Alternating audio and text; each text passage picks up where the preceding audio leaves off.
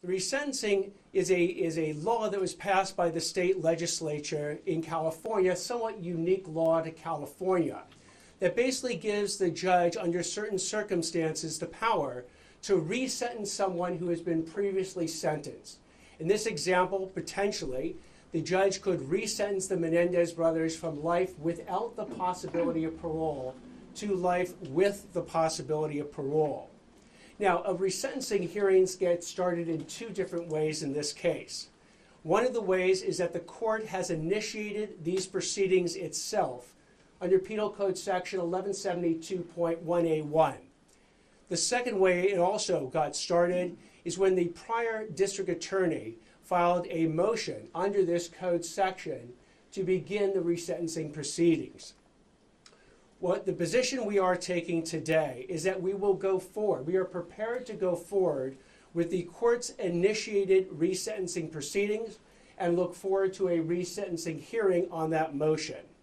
However, we are asking the court to withdraw the previous district attorney's motion for resentencing because we believe there are legitimate reasons and the interest of justice justifies that withdrawal.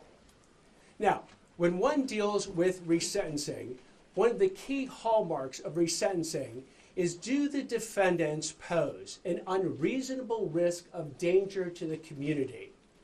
One way to decide if they pose that risk is to understand if they have been rehabilitated. And one way to understand if they've been rehabilitated is, have they accepted and exhibited full insight into the crimes that they have committed and accepted complete responsibility for their criminal actions. Governor Newsom gave us a primer on how this actually works when he dealt with the Sirhan parole recommendation that had been made to him back in 2021. At that point, Sirhan, who was the assassin of Senator Robert F. Kennedy in the Ambassador Hotel back in 1968, had been up for parole hearings 16 times. For the first 15 times, the parole board denied parole.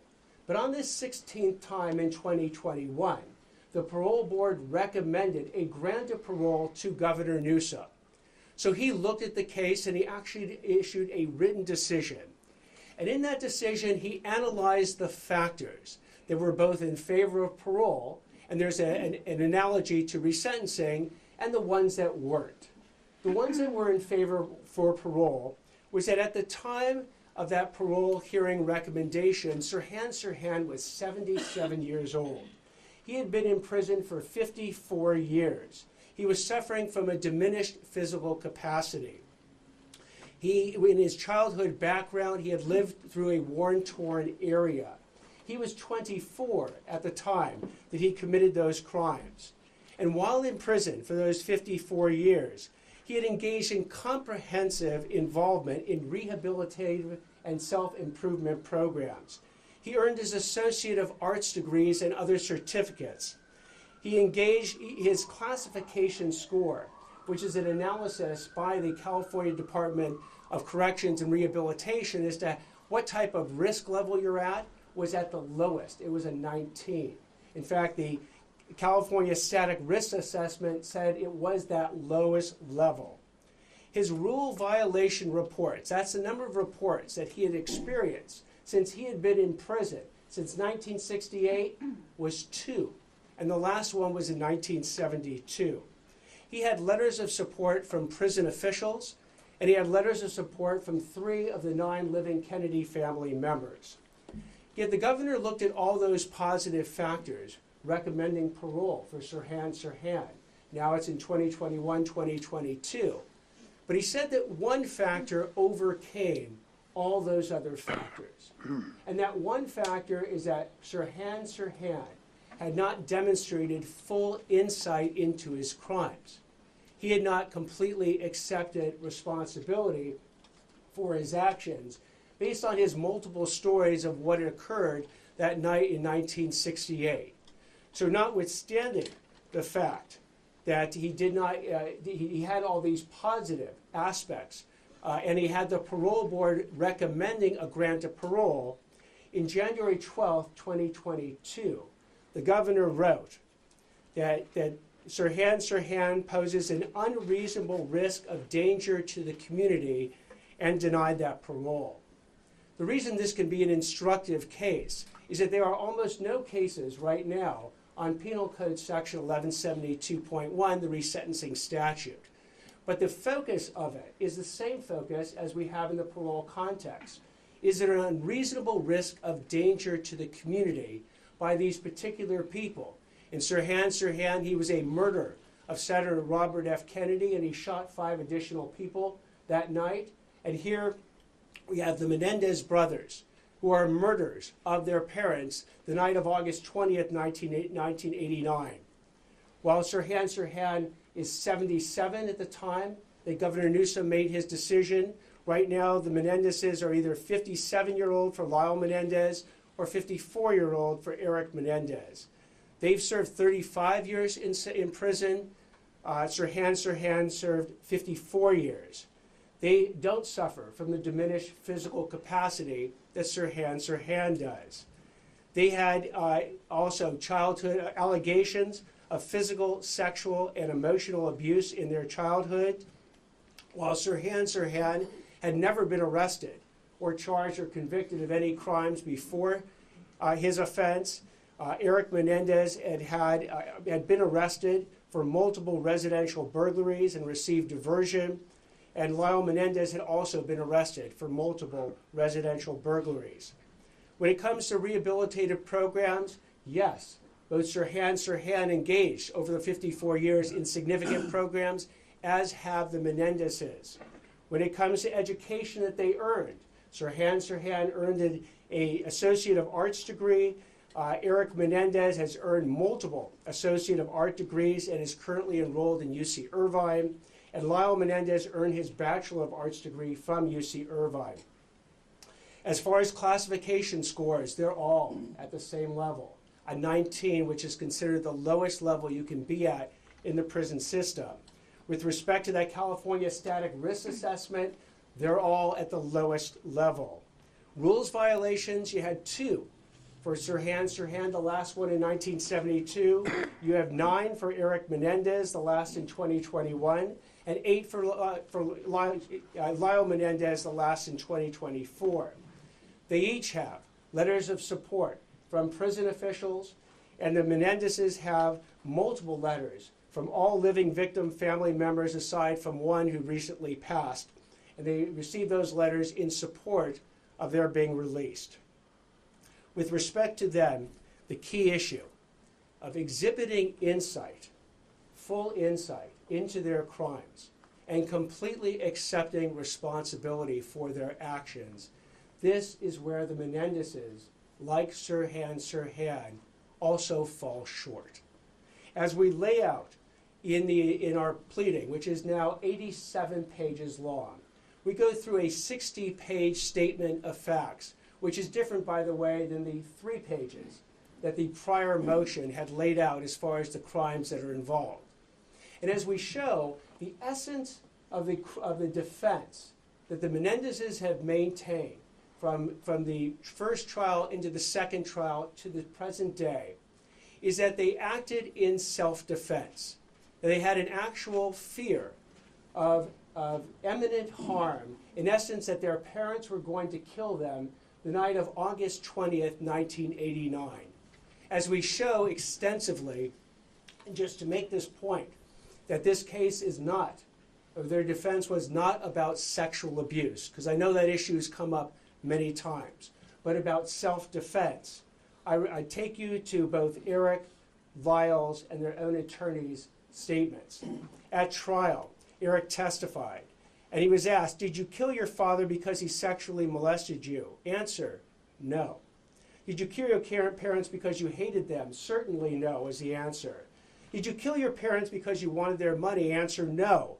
"Did you kill your parents as an act of mercy?" Answer, no. "Why, Mr. Menendez, did you kill your mother and your father?" "Because we were afraid." "What is it you were afraid of?" "I was afraid of dying." "Who were you afraid was going to kill you?" "My mom and my dad." Lyle Menendez similarly testified as well. And he was asked the question, on August 20th, 1989, "Did you or your brother kill your mother and father?" "Yes." "Did you kill them for money?" "No." Did you kill them because you wanted to pay them back for the way they had treated you? No. Why did you kill your parents? Because we were afraid. That is the essence of their defense at trial. It was not sexual abuse. The jury was never asked to render a verdict on sexual abuse. It was all about self-defense. In fact, Erik Menendez's attorney, Leslie Abramson, said, "We have never said that because you're abused, you're justified in killing your abuser. We didn't argue that and never will." So the question then is, have the Menendezes exhibited insight into the fact that their self-defense defense was fabricated? And as we go through the iterations of their defense that they issued from the time that they were arrested until the time that they went to trial, until the present day, what you will see is that the self-defense was the last iteration and version of their defenses. Because remember, the first defense that they came out with was, "We didn't do it. That's not us." If you remember the 911 call, if you remember Erik Menendez screaming and crying when the police came out that night, he says to the police, "We're going to kill them," referring to the people who had just murdered his parents. "We're going to kill them. We're going to torture them." Who would have done this thing? The answer is the Menendezes. But their first iteration was it wasn't them. It was either the mafia or the cartel or the dirty business associates of Jose Menendez. They persisted in this lie not just the night of August 20th, but kept that lie going for months and months and months. And had Erik not confessed to his therapist, Dr. Oziel, months later, and that confession been taped, and that confession's tape been turned over to the police, they would have maintained it wasn't us. They convinced not just the media, not just the police, but their family and their friends that they were 100% innocent of these crimes. Until eventually these tapes came out, they were arrested, then they changed to the next iterations. Because the next iteration of the story was when Lyle Menendez gets his girlfriend, Jamie Pisarek, to visit him at prison and says, "I want you to testify that my father drugged you and violently raped you," establishing that Jose Menendez was a violent rapist. Jamie Pisarek refused to do that. So the next iteration of the story was that Lyle Menendez asked Jamie Pisarek and said to her, "Well, Erik Menendez was raped by my father, but I was raped by my mother." That's a story that was then repeated to Erik and Lyle Menendez's uncle, Carlos Baralt, that Erik Menendez was molested by the father, but Lyle Menendez was molested by the mother. That iteration didn't go forward. The next iteration that ultimately came out at trial, and just before trial, was that both boys were molested by the father. But as you heard a moment ago, that wasn't a defense to the charges of first-degree murder with special circumstances. Because you had to add one more thing that the jury was now going to consider, is not just that they were sexually abused, but they were actually in actual fear of imminent harm, of their lives being taken by their parents the night of August 20th, 1989. So self-defense is the defense that they set forward at the trial. But what we show in our pleading is we go through the timeline to show that the Menendezes have basically engaged in not just the ultimate lie of self-defense, but a whole series of lies around it. And they took actions that were both premeditated and deliberate, not just sort of immediate responses to their parents somehow threatening them the night of August 20th. We point out that days before the murders on August 20th, on August 18th, the Menendezes drove 120 miles to San Diego to purchase shotguns and ammunition and used a fake ID and a fake San Diego address to make sure that the guns and the ammunition would not be connected to them. The day before the killings, August 19th, they go to a firing range and they find out that the birdshot ammunition that they had bought isn't good enough to kill someone. They're told you need buckshot ammunition in order to actually kill someone, and they buy it that day. Hours before these killings, at roughly 10:20 p.m. on the night of August 20th, Lyle Menendez contacts one of his friends, Perry Berman, to set up the alibi. And the alibi was that they were going to go to Batman the movie at the 8 o'clock showing. And they would be at that movie when the killings would have occurred, and then meet Perry Berman at the Taste of LA event afterwards. They set this up before the killings. Now, during these killings, as we've explained before, these weren't just a situation where all of a sudden the parents threatened their lives, they reached for something and shot them dead. No. These killings, the actual shots, were designed to make it look like a mafia gangland hit. They shot Jose Menendez through the back of his head. They shot Kitty Menendez not only once, which then caused her to go down to the ground, bleeding, but when they ran out of ammunition, they went back to the car, reloaded the shotgun. Then Lyle Menendez took the shotgun, put it up to Kitty Menendez's face, and pulled the trigger. Again, to make it look like a gangland shooting, but that was not enough. They then, while they were dead, shot them in the kneecaps to make it to complete the picture of what a gangland shooting would be. And at that point, they also had the presence of mind to pick up all the shotgun shells that were lying in the den, because they were worried their fingerprints might be in them. They then called Perry Berman to establish the alibi and went to the movie theater to buy the tickets, only to find out they couldn't buy the 8 o'clock showing because the next showing had already occurred. And Perry Berman had already moved on to a different event, so they couldn't meet up with him.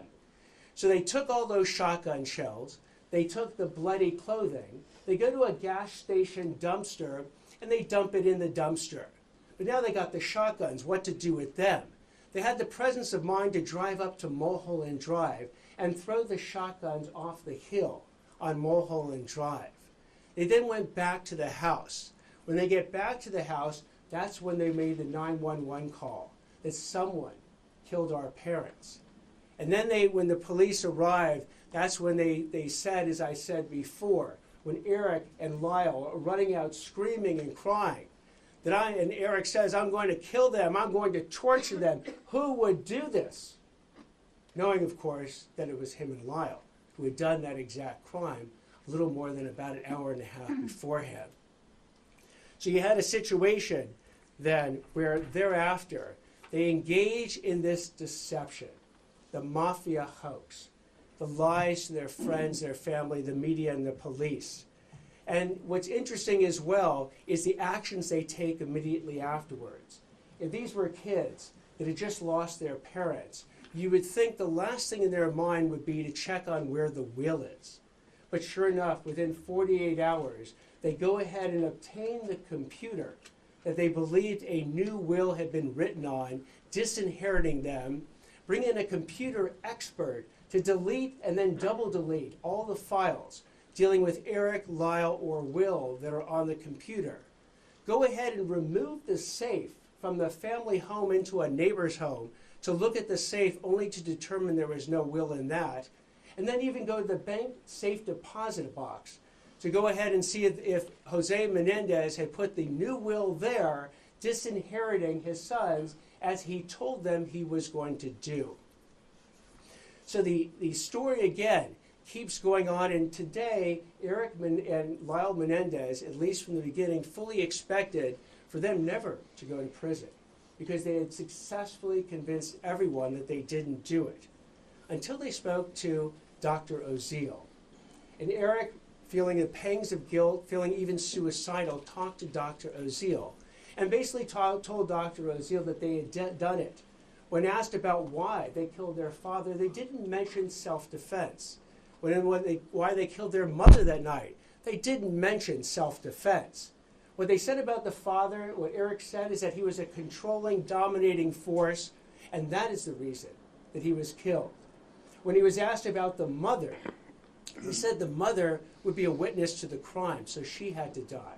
That the mother was so miserable because the father had had an affair that we needed to put her out of her misery. That the mother could not live without the father, and if we were going to kill the father, we had to kill the mother. What doesn't happen in any of the taped conversations with Dr. Oziel, and remember, he is being brought on by the attorneys to eventually go ahead and prepare a defense to the murder charge.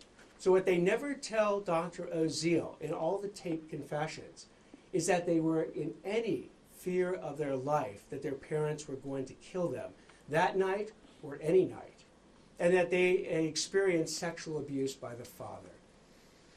So the story then goes on, because once they get into jail, additional lies come up. I've spoken before about the lies that Lyle tried to tell with Jamie Pizarnik about her being violently raped by Jose Menendez. They also enlist another of Lyle's girlfriends, Tracy Baker, where Lyle literally writes her a script, a letter that is found later, that lays out a story of the mother trying to poison the Menendez brothers and the entire family. Tracy Baker actually testifies to this false story in the first trial, though not in the second. And not only that, but Erik and Lyle Menendez each testify to this fake mom's going to poison us story. What we also find out is that Lyle enlists one of Erik's friends, a guy named Brian Eslamania, to go ahead and corroborate the self-defense story. How is he going to do it? Because the letter that Lyle writes to Brian Eslamania, which is actually found by the police, gives detailed instructions down to the actual word that Brian's supposed to say that the day before these killings, the Menendez brothers came to him to get his handgun in order to establish that they had this fear of their parents, even at 24 hours before, and tried to get a handgun. That is actually disproven. And when it's disproven, again, Brian Eslamania says, look, I didn't have that conversation with the Menendez brothers, and I didn't even have a handgun to give them, even if they said that I did. So you had these situations. The Brian Eslamania attempted suborning perjury. The Jamie Pizarnik attempted suborning a perjury, and the Tracy Baker actual suborning a perjury that the Menendez brothers engaged in to establish the self-defense. But it failed. And the reason we know it failed is that a jury heard all this evidence. And the jury, the second jury, the first jury hung, but the second jury that heard all this evidence rejected the self-defense and found them guilty of first-degree murder for both parents with special circumstances. And what's also important to note is that this conviction has been run by 5 different courts over the last 30 years. It went to the California Court of Appeals. It went to the California Supreme Court twice. It then went to the U.S. District Court. It then went to the U.S. Ninth Circuit Court of Appeals. The Menendezes have brought up every single argument that they bring up now about the faulty jury instructions, the exclusion of certain sexual abuse evidence at the trial, about certain other court rulings, and it's been rejected and rejected and rejected over and over and over again. So, in looking at then whether or not the Menendezes have exhibited the full insight and complete responsibility for their crimes, they have not. Because, and we outline this in 20 different lies that they have told, which is an attachment to our submission. They have told 20 different lies. They've actually admitted to 4 of them, but 16 lies remain unacknowledged. They persist in these lies to this very day. So like with Sirhan not being able to exhibit full insight into his actions, so too the Menendez brothers failed to exhibit full insight into their actions. Let me give you 4 examples where they've actually admitted to the lie. Erik and Lyle lied on the 911 call about just discovering their parents' bodies. Again, when they were found out and the tapes came in, they admitted to that lie, and I mean the lie of the 911 call. The second lie that they've admitted to is that they lied to the police, family, and friends and the media about their involvement in the murders. Again, when their confession came out on tape, they had to admit to that in the first and the second trial. They admitted that they lied to the police, family, and friends, suggesting the mafia was involved in the murders.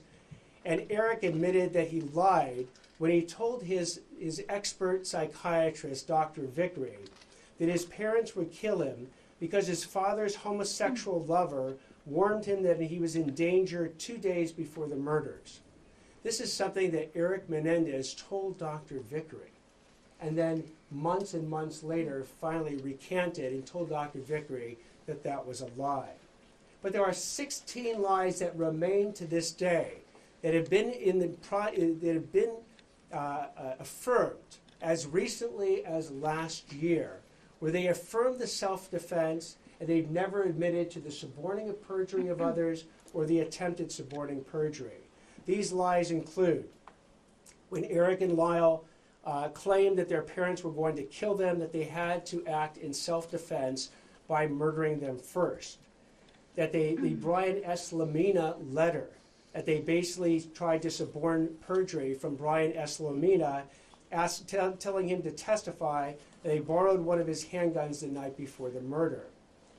Another lie that they told to support their self-defense story is that on that Friday, when they go down to San Diego, they said they actually didn't start in San Diego.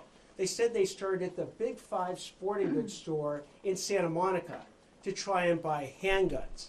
That unfortunately, there was a 14-day waiting period, they said, so they couldn't buy the handguns at that Big 5 sporting goods store in Santa Monica. They both testified to this. Turns out, as the evidence came in at trial, the Big 5 sporting goods store in Santa Monica hadn't sold handguns for 3 years at that point. So it was impossible for them to have actually gone and tried to purchase a handgun instead of a shotgun that particular day. They've never admitted that they provided that fake ID and fictitious address to buy those shotguns in San Diego in order to conceal their connections to the shotguns and the ammunition. They just said that they used a fake ID because they had driven all the way down to San Diego and forgot their California driver's licenses. They testified that the day before the murders, they had stayed away from the home all day that Saturday, even though a witness came forward, who was the pool repairman, who said they were playing tennis that day at the house and disrespecting the parents who were in front of them. Again, another lie which they have never acknowledged. They lied when they said they didn't plan that alibi before the murders. They lied when they said they did not ask Perry Berman to come back to their house in order to be a witness on the discovery of the mutilated bodies. They lied when they said that they did not stage the murders to look like a mafia gangland hit. They lied when Lyle said they tried to suborn that perjury from Jamie Pisarcik about his father drugging and violently raping her. They've never admitted that they lied when they testified that their mother was so dangerous and unpredictable that she tried to poison the whole family. And they've never admitted the suborning of perjury from Tracy Baker when they actually got one of Lyle's girlfriends to testify to the fake mother's poisoning the family story at trial. They further lied when they testified that they thought their parents were going to kill them during their Saturday afternoon fishing trip. They lied when they testified that when they burst into the den with their shotguns, that it was too dark to see and their parents were standing up or moving towards them. Expert testimony showed that at all times the parents were seated on the couch when they were shot, or mom was on the ground bleeding to death when Lyle came back and shot her in the face. They lied when they said that they testified that the reason they rushed in on their parents was because of self-defense and they thought that their parents were going to shoot them first that evening. And they lied when they testified that Dr. Oziel blackmailed them into confessing on tape to murdering their parents. We lay out this series of 16 of the 20 lies that they have never acknowledged, never showed insight into, never completely accepted responsibility for. By the way, what I just described to you was mentioned in a paragraph in the original motion that was filed by the district attorney's office. There was no discussion of exhibiting insight into one's actions or completely accepting responsibility for it in the original motion. So we are basically, in some ways, offering a path to the Menendez brothers. And here's what the pathway looks like. If the Menendez brothers at some point, unequivocally, sincerely, and fully accept complete responsibility for all their criminal actions, acknowledge that the self-defense defense was phony, and their parents weren't going to kill them the night of August 20th when they murdered them in cold blood. Acknowledge that they suborned or attempted to suborn perjury in all the various ways I have outlaid. If they go ahead and finally come clean with the court, with the public, with the DA's office, with their own family members, and acknowledge all these lies, and then can be said to have fully and completely accepted responsibility for their actions. In the future, the court can weigh these new insights into making a determination as to whether they now qualify for rehabilitation and resentencing. And the people will do the same. The district attorney's office, if it is presented with these new insights, unequivocal, sincere acknowledgments of all the lies they have told for the past over 30 years, we too, in the district attorney's office, will reconsider whether or not we would want to go forward with a resentencing motion. But for now, while the Menendez brothers persist in telling these lies for the last over 30 years about their self-defense defense, and persist in insisting that they did not suborn any perjury or attempt to suborn perjury, then they do not meet the standards for resentencing. They do not meet the standards for rehabilitation. They have not exhibited the full insights and accepted complete responsibility for their actions. And as a result, just like in the Sirhan case, they pose an unreasonable risk of danger to the community, and the resentencing should not, therefore, be granted. I'm going to stop now. I'll take any questions that anyone has. After I'm done with these questions, Maria Ramirez will address the Spanish-speaking media and provide information at that point. The hearings on March 20th and 21st, it's word that they have been postponed. Is that the case? So those hearings, whether they occur on March 20th or 21st or at some point later, first it's up to the court on what the court ultimately wants to do. The court is receiving our response today. We anticipate the court may keep the March 20th and 21st dates to deal with our response. Both again, part of our response is to go forward with the court's initiated motion for resentencing, and part of our response is a request to withdraw the DA's motion in this regard. The court might have the hearing then on that issue, and then if in fact it decides to go forward with the full resentencing, set a hearing in the future. I know that the governor has now ordered the parole board to do the risk assessment. That risk assessment can take up to 90 days. We don't know when it will actually be completed. The court may or may not want to have that risk assessment done before it has the final resentencing hearing. Yeah, can you just clarify? So obviously you've laid out this case. This supply motion will be in the file no matter what, but you cannot pull back Gascon's motion. You're asking the court to pull that away. If they decline in this hearing, the court will then have to weigh both motions equally. How does this play out in that? Effectively, yes. So what will happen is, again, you have, in some ways, double motions going forward. And in looking at the different motions, we have now analyzed the original motion filed by the district attorney's office and saw that in no way, shape, or form did they deal with what we believe to be one of the key issues, this exhibition of full insight and complete responsibility for one's crimes.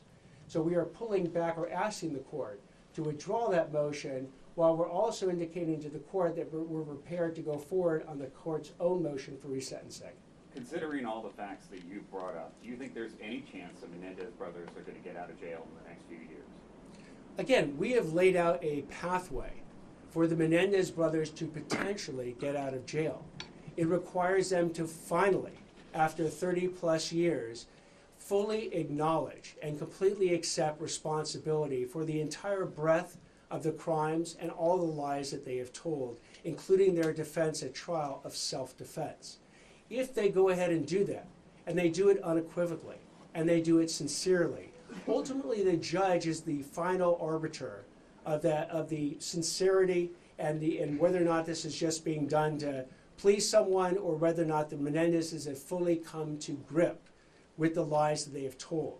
Again, they had no problem at trial coming to grips with the fact that they had lied for over 6 months to the police, the media, their family, and their friends about the fact that they never did it, were not involved at all, and it was the mafia that had actually done the hit on their parents. So they have a history of acknowledging some lies. I'm hoping that they continue with this evolution of themselves, their improvement of themselves, to finally come to grips with the acknowledgement of the totality of their crimes and their lies. And at that point, the court may very well entertain the idea that they have met all the criteria to not only be rehabilitated, not only no longer pose a danger to society, but to be resentenced. But you don't think they're getting out of jail until they do that? Our position is that they shouldn't get out of jail. Now, ultimately, that is a position. We bring that position to the court. The court can agree with it, the court can disagree with it, or modify it in some respect. I'm sure that the Menendez's lawyers will be arguing that the court should go forward now with the resentencing. I've spoken to the Menendez family members. And by the way, I spoke to the Menendez family members who support the Menendez brothers before I spoke to Milton Anderson, who recently passed. I spoke to him after I spoke to the Menendez family members, and they certainly would like him out, or them out, tomorrow. And they'll be encouraging the judge to do the resentencing now. But as we have looked through the facts and the law, and that's what's governing our opinion. It's not emotion, it's the facts and the law. They have failed to meet these requirements to show that they are no longer an unreasonable risk of danger to the community, and that is why our position is that resentencing, if it occurs, they shouldn't actually be resentenced. A note on the family. Have you outlined all these? And notify them of your decision today? We have not actually spoken directly to the family today. We filed this at the earliest possible time we could at 8:30. We're having this press conference at 10. But when I spoke to the family before, it was an over 3-hour meeting with the family members, the over 20 family members that support the Menendezes being released.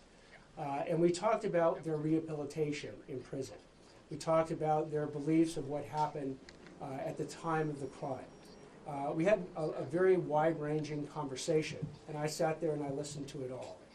But it does not eliminate the fact that in order to show a full and complete acceptance of responsibility and show full insights into one's criminal actions, that as we have laid out in detail, the self-defense defense was a fabrication. They need to admit to that. They need to admit that they suborned or attempted to suborn all the perjury.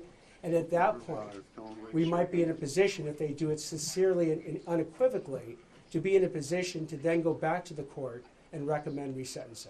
Dean Hochman, on the note of the family, Right. What if they do that in the next couple of weeks before the resentencing hearing? They acknowledge everything, and would you find that to be sincere? Would that change your Given that opinion? you talked about all the lies they've said, how would anything that they would tell you, how would you deem that to be sincere after you've gone through this whole litany of lies that you claim they've made? I will address that in the same way that people ultimately were able to believe the Menendezes when they admitted to the first 7 lies, the first 4 lies. Because remember, at that point, you had a situation where the Menendez brothers said, we didn't do it. The mafia did it. But they took the stand repeatedly at trial and said under oath that no, we lied when we said we didn't do it. We lied when we said the mafia is the one who gunned down our parents. And they were able to, again, express under oath that belief, and they did it over and over and over again. So if the Menendezes go ahead and want to, at any point, whether it's today, whether it's weeks from now, months from now, or years from now, finally and unequivocally express that they and acknowledge the lies that they have told and persisted in for over 30 years, then we will certainly evaluate the quality of that sincerity and decide whether or not it's real or fake, whether or not it's just designed to get out of jail, or whether or not they truly believe and acknowledge the full breadth of the crimes and lies they have told in deciding what to do at that point. And as importantly, the court will have to make that decision, and that decision is the court and the courts alone to make. Yeah, the family filed a Marcy's Law complaint. I'm sure you've seen this with a wildly different characterization of the meeting than you've offered in the past. They were actually claiming you were hostile towards them, that there was a bias in essence for the case. I don't know if there's any obviously characterization of the meeting. Can you dispute that description that they made? So it was a 3-hour meeting. And remember, the district attorney is not obligated to meet with any of the family members. Not even obligated to necessarily, certainly not obligated to meet in person. I could have taken written communications from any of the family members and actually did receive some written communications. But I sat there for over 3 hours. I didn't tell any of the Menendez family members what to say or what I wanted them to say. I said, whatever you want to say to me, please say it. And I sat there and listened to everyone who wanted to speak to me until they were done speaking. So if they've characterized that meeting in whatever way they're going to characterize it, so be it. I understand that the Menendez family members want, the ones that are supporting this, want the Menendezes out today. They could go to the governor if they wanted to actually achieve that, literally go to the Governor Newsom today, and he could commute their sentences and release them today.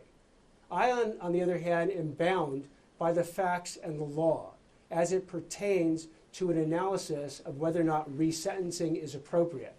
And that is what I've done.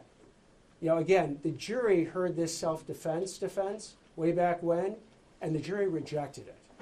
We're just basically, in many ways, following the jury's verdict from way back then, while the Menendezes have for over 30 years not only rejected the jury's verdict, but persisted in the lie of self-defense and the related lies I've talked about. In the back, yes. Why still go through with this while it's in the governor's hands? Some could say it makes no sense. Why go through the resentencing? That's actually up to the court.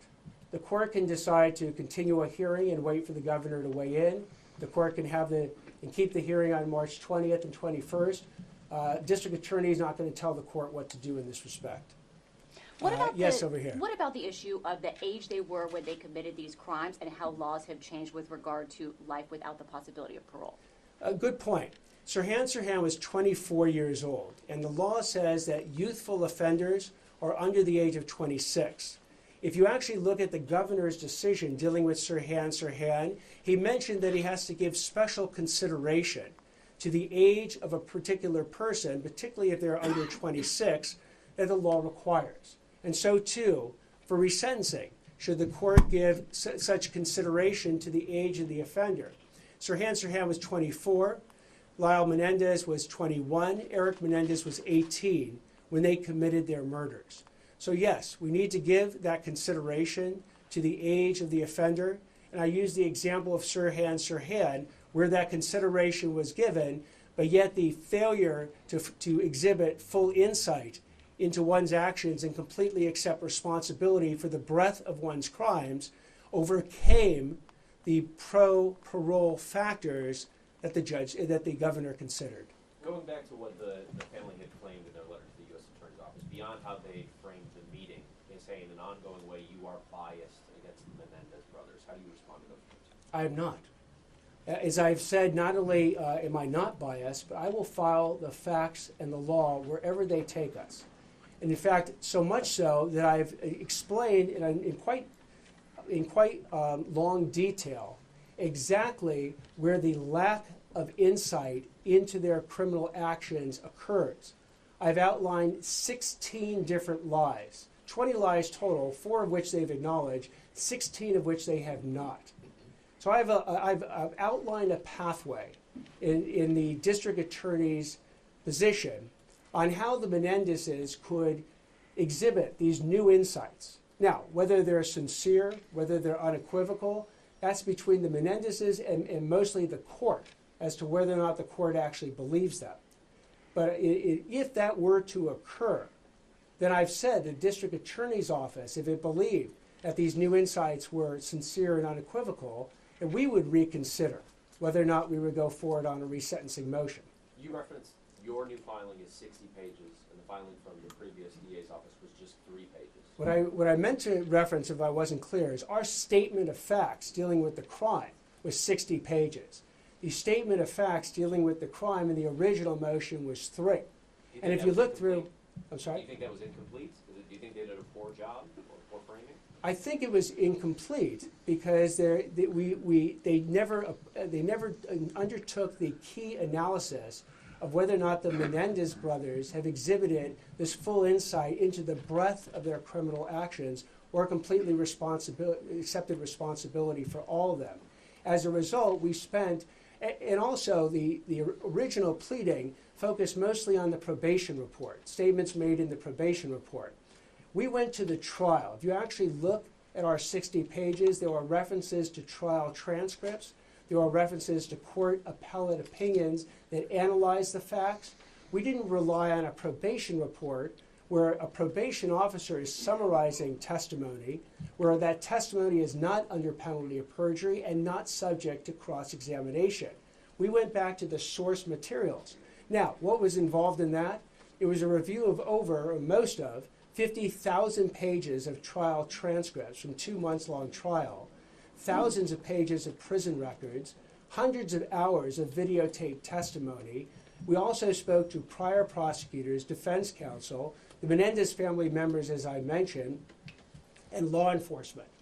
So we did as best over the last several months a full debrief and download on the Menendez case to arrive at the position that we've arrived at today. I'll take one more question right here. Who would they have to tell that they accept or take responsibility for those lies or actions? Who would they have to express it to? They can do it in any form. Ultimately, it has to be to the court, because the court will be the arbiter and the judge of whether or not the Menendez brothers have finally exhibited full insight into their crimes and completely accepted responsibility for them. So, however the Menendez brothers want to convey that sincerity and that unequivocal admission that they have lied to everyone for the past 30 years on their key defense of self-defense, suborning perjury, and attempting to suborn perjury, I will leave to the Menendez brothers and their counsel. It has to be during a hearing. It can be at any form. They can do it with declarations. They could do it with videotaped testimony. They could do it at the actual hearing itself. I'm not going to in any way suggest how they do it. They have a very qualified counsel who can advise them how to do it. It's up to them, though, on whether or not they want to do it.